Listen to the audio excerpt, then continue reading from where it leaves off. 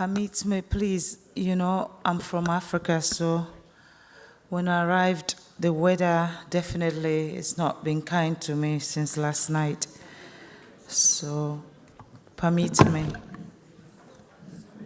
It's okay. Let me start, first of all, in thanking this wonderful organization, the African Economic Global Convergence, for inviting me here today to be part of this wonderful, wonderful experience. I'm very humble to be here, and I appreciate you considering me to receive such an award. My name, again, is Fatima Maada Bio. I am the First Lady of the Republic of Sierra Leone, and I'm also the President of African First Ladies for Development.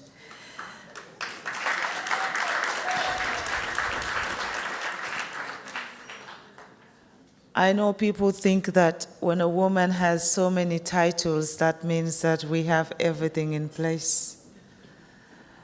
That's not the case. I was supposed to be talking about women's leadership in policy making and in our private sector. And I'm so tired sometimes talking about gender equality, because the word gender equality is really something else right now. I don't know when that word will be meaningful. And I feel like what us women have been doing is coming together and talking to ourselves. And I think we need to change the narrative now, because we are not the problem. We cannot change us. We are who we are. I think we need to start bringing the men to the table. Where they refuse to come, we need to force them. Force them in our own way, using our charm, our stubbornness, and using our pillars at night. And say to them, listen, we're not trying to take your place. We just want you to allow us sit. Because this equality thing is been dragged for far too long. When we talk about the problems that us women had, it's really not, there is no problem.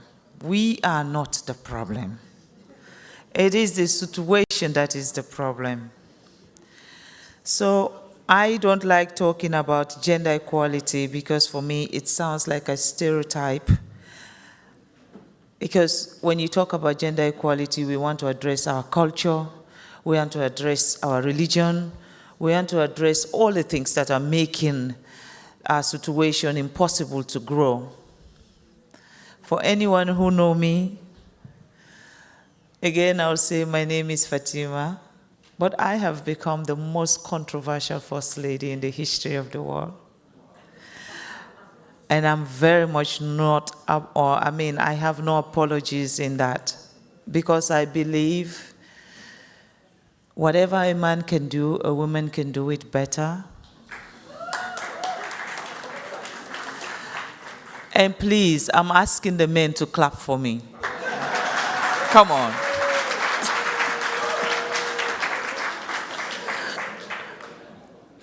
The reason why I said whatever a man can do, a woman can do it better is the fact that men does their work perfectly well, but they don't know how to multitask. And if you can't multitask, you have a problem. But as women, come on, anything you give us, we know how to multiply. We multiply everything double and triple if you want. But to be very sincere and very serious in the things that we needed to discuss, if we have to discuss these issues, let's discuss the issue with the right people. Whenever we want to talk about why we feel equality is necessary today, let us give reasons. Our world is going through a whole lot of problems. And throughout these problems, women are the one that suffers the most. Children are the one that suffers the most. And the children are always with their mothers. We have seen globally, wherever there is war, men use sexual abuse as a weapon of war. And I think that's an injustice to us. Whenever the men sit to arrange and discuss and agree into going to war, they do not consult us, the women. But then when the situation starts and it goes out of hand, it is us, the women, that suffers. We need to tell them, if you want to take us into a situation like this, at least have my agreement too. So let me sit on that table when you are making those decisions. So I know we made the decision together. When we're talking about the things that are going around the world today, a lot of people believe that women should only be a carry-along. We are basically like suitcases. You pack us, you close the suitcase, you have a number, and when you're ready, you put the number and you open it, and we are ready to go. And I think women should have the guts to say, no, we are not doing this anymore.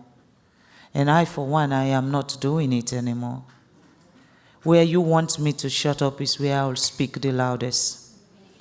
Where you feel I am going to make you embarrassed, please wear your heart, because I'll embarrass you more if you don't let me sit. Being the African First Lady, the president for the African First Lady for Development, when I speak, a lot of people say, oh, she speaks on behalf of all African First Ladies. No, I speak on behalf of myself, because I know who I am and I know where I want to go. I'm a woman who had found her own identity, and a woman who believed that to save this world, we have to work as partners. A woman who believes that a man and a woman can work in unison if they want a nation to grow. No country, no continent will grow if you keep all your women in the kitchen. The only thing you will have at the end of the day is smoke.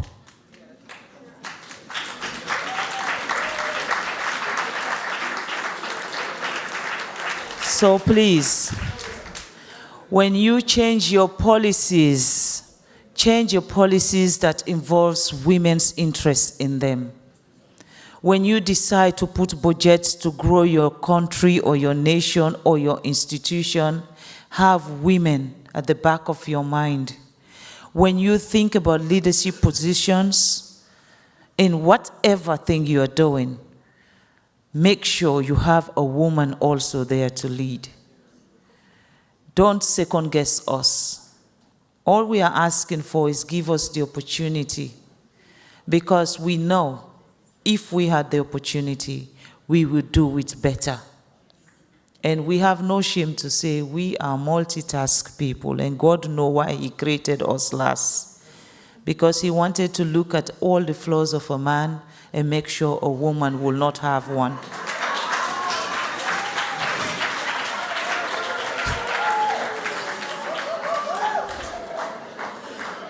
So today,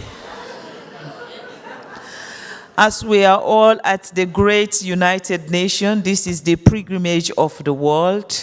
This is where we come to say the things that we wanted to say in all the 364 days. If you are part of the discussion, please speak up and let the world hear you.